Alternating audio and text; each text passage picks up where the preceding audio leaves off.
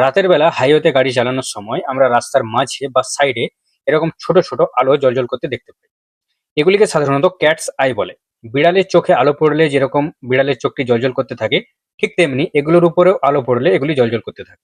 Engineering এর ভাষায় এগুলিকে রোড স্টার্ট বলে। রোড স্টার্ট হলো একটি ট্রাফিক কন্ট্রোল ডিভাইস যা রাস্তার লেন আলাদা করতে এবং অন্ধকারের মধ্যে গাড়ির চালককে রাস্তার দিক নির্দেশ করতে সাহায্য করে। এটি দুই ধরনের হয়, একটি হচ্ছে রিফ্লেকটিভ রোড স্টার্ট, যার মধ্যে একটি প্রিজম লেন্স থাকে। যখন গাড়ির হেডলাইটের আলো এর উপরে পড়ে তখন এটি আলোকে প্রতিফলিত করে, তার জন্য এটি জ্বলতে থাকে। এতে কিন্তু কোনো ব্যাটারি লাগানো থাকে না।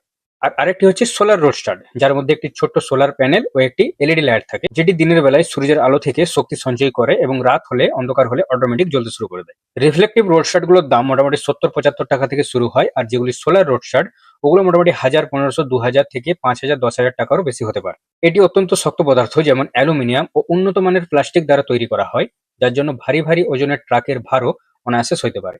এই জিনিসগুলো দেখতে ছোটখাটো হলেও রাতের বেলা রাতের অন্ধকারে গাড়ির চালককে গাড়ি চালাতে এটা অনেকটাই সাহায্য করে থাকে।